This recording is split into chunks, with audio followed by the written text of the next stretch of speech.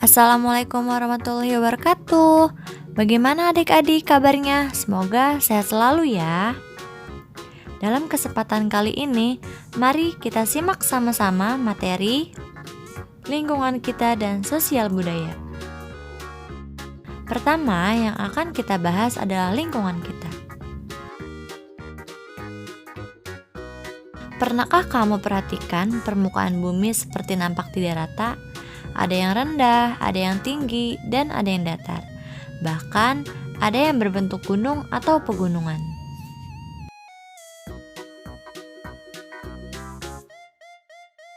Mengapa demikian?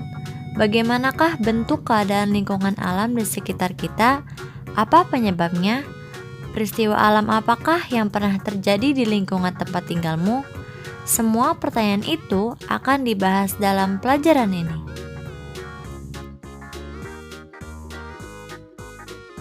Silahkan disimak ya adik-adik.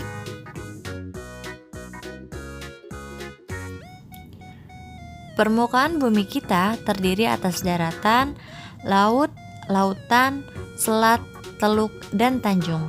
Di daratan sendiri terdapat gunung, pegunungan, sungai, dataran rendah, dan dataran tinggi. Bentangan alam yang berupa daratan dan perairan itulah yang disebut kenampakan alam. 1. Daratan. Negara Indonesia berbentuk kepulauan. Jumlah pulau di negara kita ribuan. Pulau merupakan daratan yang luas sekali. Antara pulau yang satu dengan pulau yang lain dihubungkan dengan laut ataupun selat. Contoh selat yang ada di Indonesia. 1. Pulau Jawa dengan Pulau Sumatera dihubungkan oleh Selat Sunda.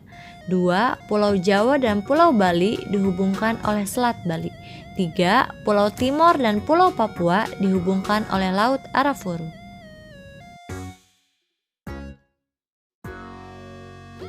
2. Perairan atau kelautan. Yang pertama, laut.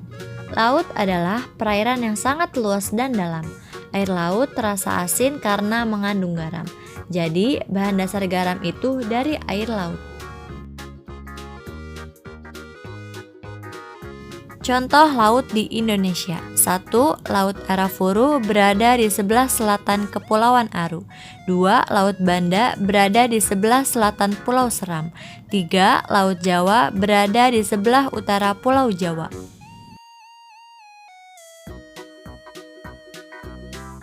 Kedua, selat. Selat adalah laut sempit yang terletak di antara dua pulau.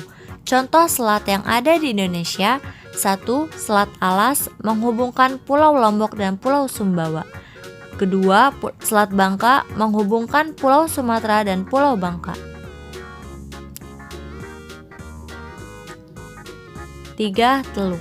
Teluk adalah laut yang menjorok ke daratan. Teluk sering menjadi tempat wisata yang indah dan menarik. Contoh teluk di Indonesia. 1. Teluk Bayur di Sumatera Barat. 2. Teluk Berau di Papua. 3. Teluk Jakarta di Pulau Jawa.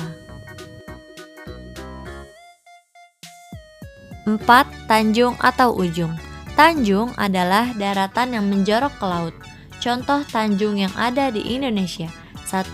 Tanjung Batu Nidi di Pulau Bali. 2. Tanjung Karangweleng di Pulau Jawa. 3. Tanjung Kehidupan di Pulau Kalimantan. 3. Gunung. Pada peta, gunung dilambangkan dengan gambar segitiga. Gunung adalah bukit yang sangat besar dan tinggi. Nama-nama gunung yang ada di Indonesia. 1. Gunung Agung di Bali. 2. Gunung Kahung di Kalimantan Selatan. 3. Gunung Krakatau di Jawa Barat. 4. Gunung Lau di Jawa Timur. 5. Gunung Merapi di Jawa Tengah.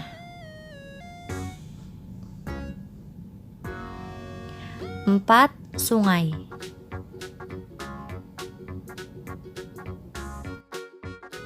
Sungai adalah aliran air yang besar.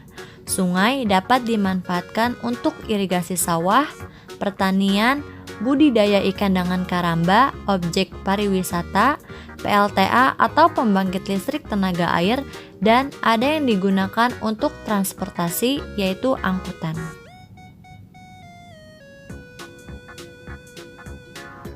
Perlu diingat bahwa sungai dapat mendatangkan bencana kalau tidak diperhatikan dan tidak dimanfaatkan. Tetapi, kalau dimanfaatkan dengan sebaik-baiknya, pasti akan mendatangkan kemakmuran. 5. Danau.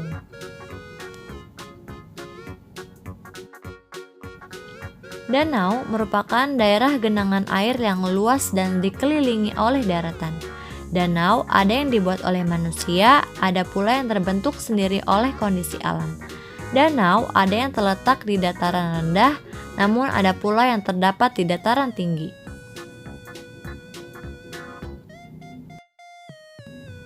Danau yang ada di Indonesia: 1. Di Bali terdapat Danau Batur, Beratan, dan Buyan. 2. Di Lombok terdapat Danau Segara Anak. 3. Di Papua terdapat Danau Yanuar, Pantai, dan Sentani. 4. Di Sulawesi terdapat Danau Paso, Metama, Towati, dan Lindu.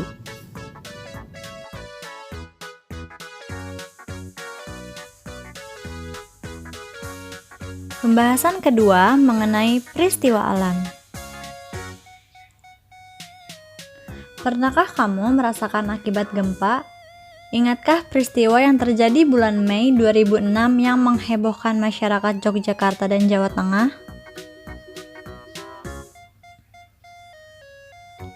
Itulah salah satu kejadian alam yang menimpa bangsa kita.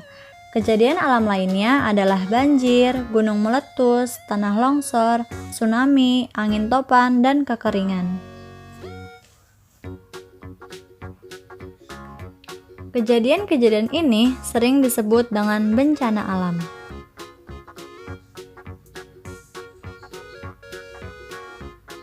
Bencana alam dapat terjadi karena kebiasaan masyarakat yang kurang terpuji, misalnya membuang sampah di sungai.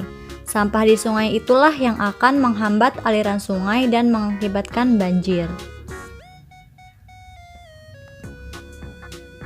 Demikian juga dalam membangun rumah. Siapa nih di sini yang orang tuanya dulu membangun rumah di atas selokan air? Tidak boleh ya seharusnya.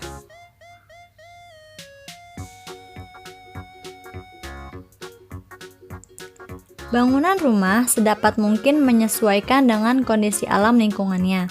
Contohnya, jika di sekitar gunung berapi, masyarakat harus hati-hati karena gunung api dapat meletus sewaktu-waktu.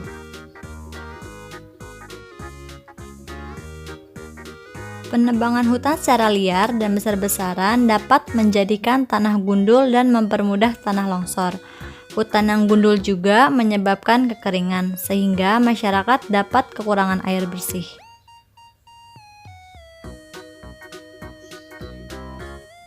Seharusnya, manusia yang punya akal dan pikiran tidak menyerah karena kondisi alam, tetapi berupaya memanfaatkan alam dengan sebaik-baiknya untuk kehidupan manusia.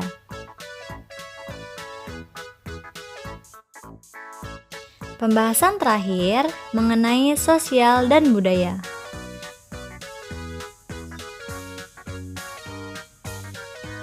Manusia pada dasarnya harus mampu menyesuaikan diri dengan lingkungan alam di mana ia bertempat tinggal. Misalnya, jika bertempat tinggal di dekat gunung berapi yang masih aktif, maka rumah yang dibangun harus dibuat tahan gempa, tidak mudah pecah, dan peka terhadap tanda-tanda yang muncul.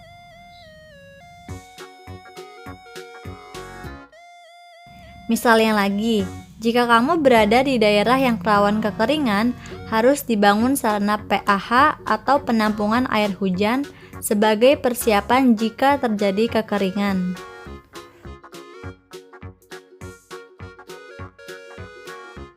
Nah, bagaimanakah lingkungan tempat tinggalmu?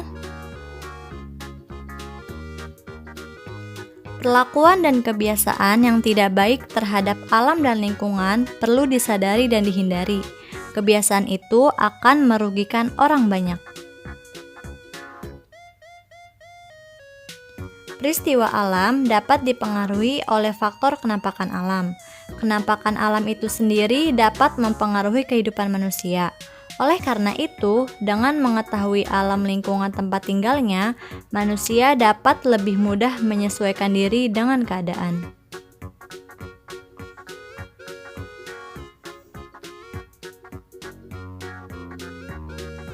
Berikut adalah contoh penyesuaian diri manusia terhadap keadaan alam.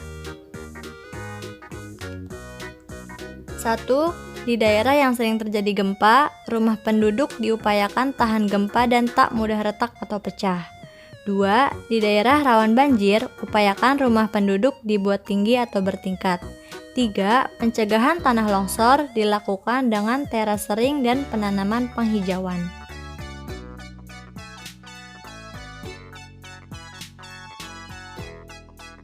4. Di daerah rawan air atau kekeringan, dilakukan pembuatan PAH atau penampungan air hujan. 5. Masyarakat pantai banyak yang menjadi nelayan dan memiliki keberanian untuk melaut. 6. Untuk mengurangi pendangkalan, dibuat sabuk hijau atau penghijauan di sekitar waduk.